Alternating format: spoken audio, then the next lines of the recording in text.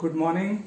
आज हम लोग देखेंगे जैक किस तरह का सवाल एनुअल एग्जाम में पूछता है।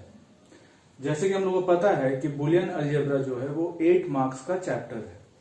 8 मार्क्स में एक दो जो रहेगा वो ऑब्जेक्टिव क्वेश्चन रहता है,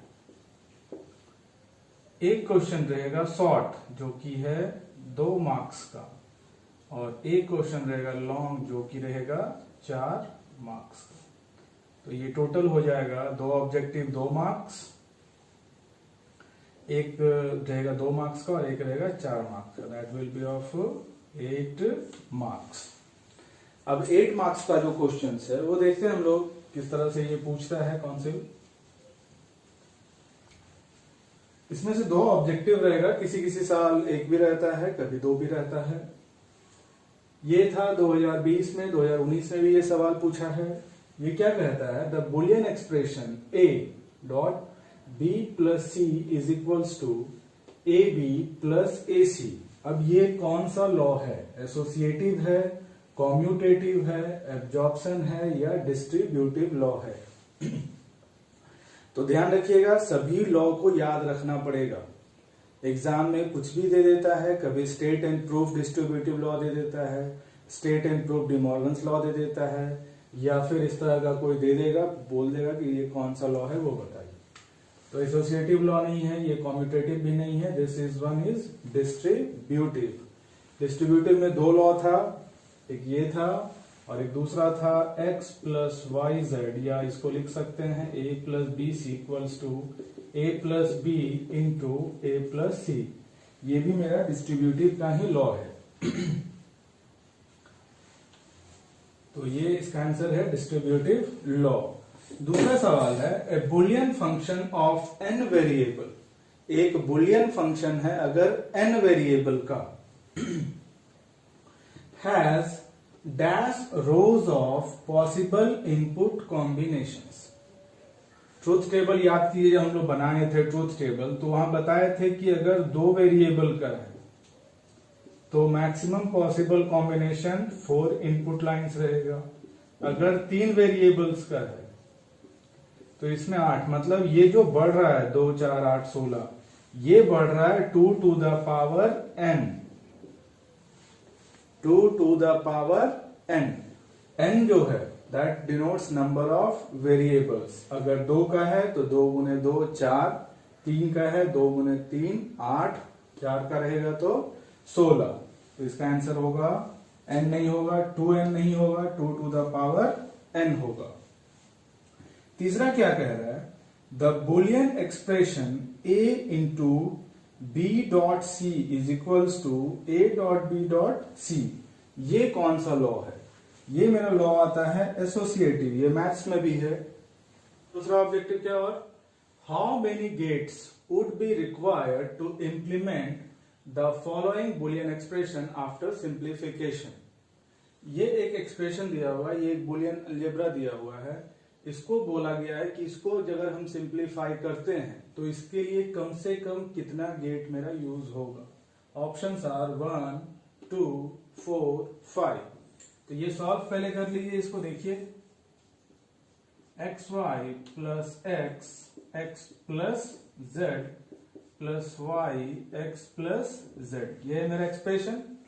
इसको लिखिए ऐसे, एक्स वाई प्लस, इसको लिख सकते हैं X into X plus X Z plus, इसको लिख सकते हैं Y X plus Y Z.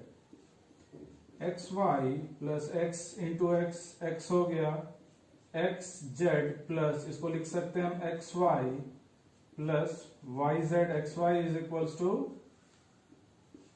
ये हो गया X Y plus X X Z plus, ये एक्स वाई मिलके हो गया एक्स वाई। इसमें से एक्स कॉमन निकाल लीजिए, ये हो गया है Y plus 1 plus X Z plus Y Z. ये हो गया मेरा X plus X Z plus Y Z. इसको अगर हम सिंप्लीफाई करते हैं, क्या रहा था मेरा, इसमें से x कॉमन ले लेते हैं, क्या बच गया है 1 plus Z plus Y Z, ये 1 प्लस जेड 1 हो जाता है, प्लस वाई जेड। तो जो फाइनल एक्सप्रेशन आया वो एक्स प्लस वाई जेड आया। अब इसमें देखिए कि कितना गेट का जरूरत है। एक गेट है मेरा ये और एक गेट है मेरा ये एंड, मतलब 2 गेट्स। इस डायग्राम को बनाने के लिए, इसका लॉजिक डायग्राम बनाने के लिए कितना, ये जो बड़ा सा एक्सप्रेशन था इसमें तो काफी सारा गेट चाहिए होगा, 1 2 3 4 या 5 6 7 गेट लगता है इसको डिजाइन करने में। लेकिन ये इसी चीज को जब हम सिंप्लीफाई किए लॉ लगा के, तब इसका काम हो गया है 2 गेट के अंदर। तो ये सवाल भी 2 बार पूछा है, 18 में था एक बार शायद, और शायद 16 या 17 में कभी था। चलिए एक क्वेश्चन है फिर, the solution of X, variable कौन सा है, X dot X plus Y, इसको जब हम सिंप्लीफाई, ये भी एक लॉ है, ये किसके बराबर होगा, इसको उठाइए, एक्स प्लस वाई, ये है मेरा एक्सप्रेशन। इसको क्या लिख सकते हैं, X into X plus X Y लिख सकते हैं, एक्स इंटू एक्स, ये हो गया एक्स प्लस एक्स वाई, लिख देते हैं X dot X equals to X, idempotence law था, एक्स ले लीजिए कॉमन, क्या बच गया 1 plus Y, X into Y is equals to X. तो ऑप्शन हो गया X is the correct answer. इसी प्रकार से ऑब्जेक्टिव्स देख लीजिएगा। अब देखते हैं कुछ शॉर्ट क्वेश्चंस, 2 मार्क्स वाला किस तरह से पूछता है। 2 मार्क्स वाला, these all are of 2 marks question. इसके बाद हम लोग ऑब्जेक्टिव देख रहे थे। ये 2019 में जो कंपार्ट का एग्जाम था उसमें पूछा था, और ये जो सवाल था ये 2019 का एनुअल में है। फिर देखेंगे 2020 वाला भी। Prepare a truth table for X bar Y Z bar plus X Y bar. पहले इसको देखते हैं। इसमें देखिए कि कितना वेरिएबल का है वो, that is of 3 variables. Variables are X Y and Z. तो हम लोग 3 वेरिएबल पहले ले लीजिए, एक x ले लीजिए, एक y ले लीजिए और एक z ले लीजिए।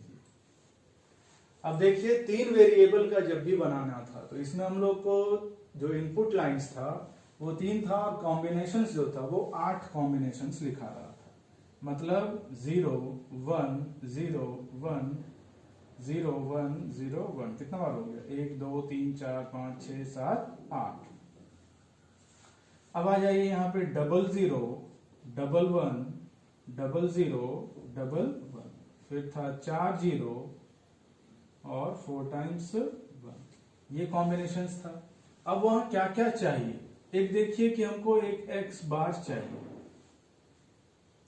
x बार चाहिए। x बार के लिए क्या था, इसी को हम लोग पलट रहे थे, 0 था तो 1 1 1 1, 0 0 0 0, ये x का x बार। इसमें से चाहिए तो निकाल सकते हैं y z बार भी, तो एक z बार भी चाहिए और एक हमको y बार भी चाहिए। चलिए निकालते जाते हैं, क्योंकि y बार का भी जरूरत है हम लोगों को, तो y बार भी निकाल लेते हैं। y बार क्या हो जाएगा, 1 1 0 0 1 1 0 0। आ जाइए z बार पे, z बार भी हमको कैलकुलेट करना ही पड़ेगा। ये हो जाएगा 1 0 1 0 1 0 1 0। जब भी कॉम्प्लीमेंट करना होता है ध्यान रखिएगा, x का x बार ये 0 था तो 1 हो गया, y का y बार 0 था तो 1 हो गया, 0 था तो 1 1 था तो 0। ट्रूथ टेबल का पहले वीडियो बना हुआ है, उसको देख लीजिएगा। अब ये दोनों एक्सप्रेशन को कंप्लीट कीजिए। यहाँ क्या क्या चाहिए हमको, x बार y z बार के बीच में एंड ऑपरेशन है, x बार y और z बार, मतलब कौन कौन सा कॉलम को देखना हम लोगों को, ये 3 कॉलम, एक ये कॉलम उठाइए, एक ये कॉलम था और एक z बार वाला। अब ये तीनों में अगर एक भी 0 है तो आउटपुट विल बी 0।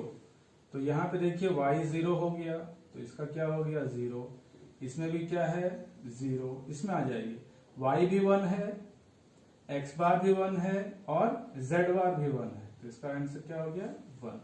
इसमें y भी मेरा 1 है, x बार 1, लेकिन z बार क्या है 0। इसमें आ जाइए, 0 है तो ये 0 कर देगा, ये भी 0 है तो ये 0 कर देगा। इसमें ये 1 है लेकिन ये 0 है तो ये भी क्या कर देगा उसको 0। ये 1 0 0। अब आ जाते हैं x y बार पे। x y बार मतलब अब किसको कैलकुलेट करें, इसको और y बार को। ये दोनों में देखिए, एक भी 0 है तो 0, तो यहां पे तो ये चारों 0 कर देगा, इधर से आ जाइए। x ये दोनों 1 है तो 1, ये दोनों 1 है तो 1 0 0। अब आ जाते हैं फाइनल पे, x बार y z बार और x y बार। तो इसका क्या हो जाएगा, ये दोनों को देखिए और कीजिए, 0 0 0 1 0 1 1 0 0। This will be the answer. इसी तरह से इसको भी बना सकते हैं आप लोग। यहाँ क्या करना है, a b c bar plus b c है तो c बार कैलकुलेट कर लीजिएगा। a b c जैसे यहाँ x y लिया हुआ है वहां पे a b c ले लेना है और इसको कर लेना है।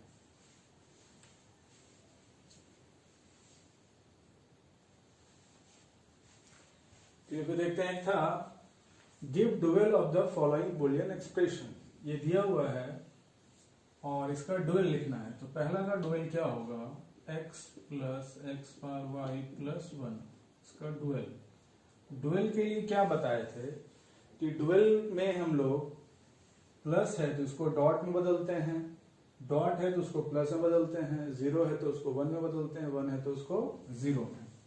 यहां हो जाएगा x प्लस जो है वो डॉट में x बार, यहाँ डॉट छिपा हुआ है, प्लस प्लस डॉट में 1 से 0। तो ये हो गया इसका डुअल।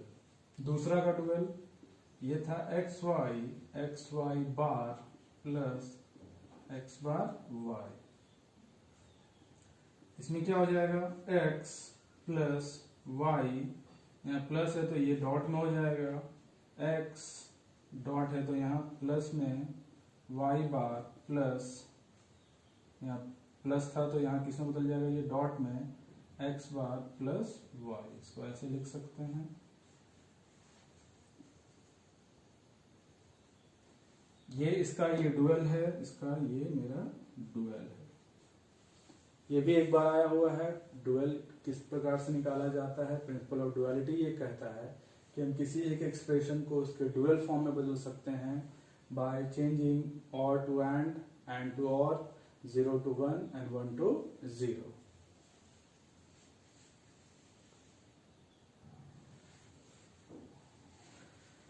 चलिए अब देखते हैं हम लोग 4 मार्क्स के लिए किस प्रकार का सवाल आता है। 4 मार्क्स में जनरली उधर से के मैप पूछता था, इस बार चेंज किया था 2020 में, वो भी देख लेंगे क्या क्वेश्चन था।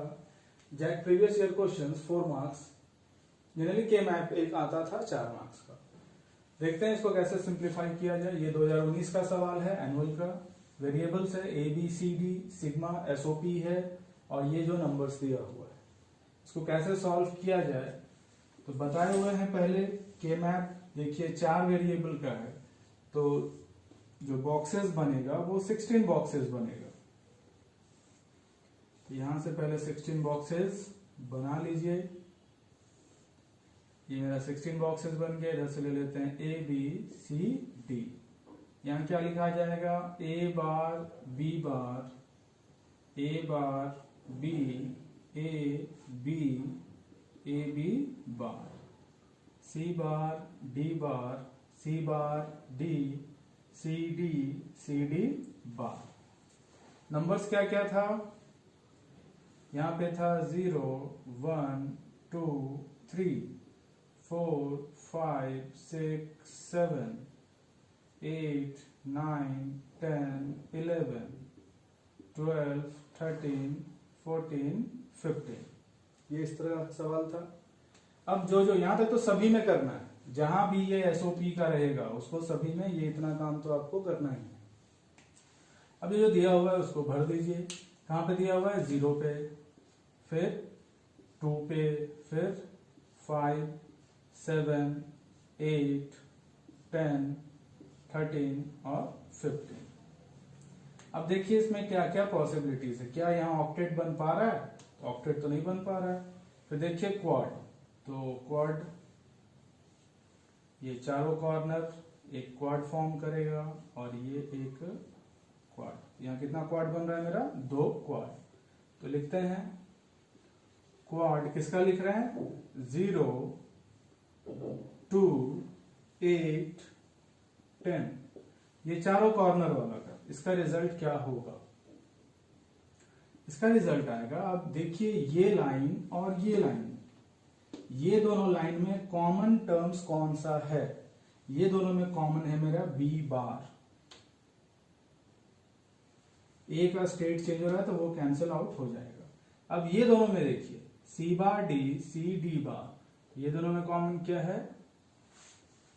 अब आ जाते हैं दूसरा क्वाड पे। कौन सा है ये? 5, 6, 13, 15। 5, 7 है। 5, 7, 13, 15। ये जो इसमें क्या है? ये दोनों में से लिखाएगा। ये दोनों में कॉमन क्या है मेरा? बी। और ये दोनों में कॉमन क्या है? डी। तो जो final output will be B bar D bar plus B D. ये मेरा आंसर हुआ। ये क्या मैप का ध्यान से बनाइएगा, 4 मार्क्स का ये सवाल रहता है। थोड़ा सा भी गड़बड़ी होगा तो पूरा नंबर वो कट सकता है।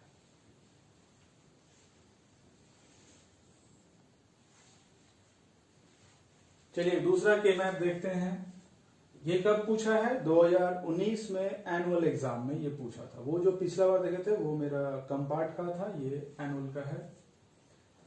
इसमें कैसे बनेगा?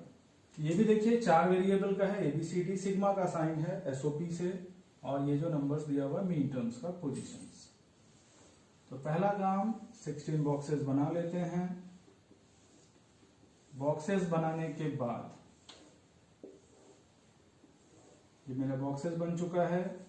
अब यहां वेरिएबल्स कौन कौन सा है? ए बी, और इधर से है C D, A bar B bar A bar B A B bar, C bar D C D bar. Numbers था 0, 1, 2, 3, 4, 5, 6, 7, 8, 9, 10, 11, 12, 13, 14, 15। अब जो जो पोजीशन वहां दिया हुआ है उसके जगह पे हम लोगों को 1 फिल करना है। तो यहां पे 1 फिल कर दीजिए। कहां पे है? 1, 2, 3, 4 पे नहीं है, 5, 6, 7, फिर कहां है? 8 पे नहीं है, 9, 10, 11, 12 पे नहीं है, 13, 14, 15।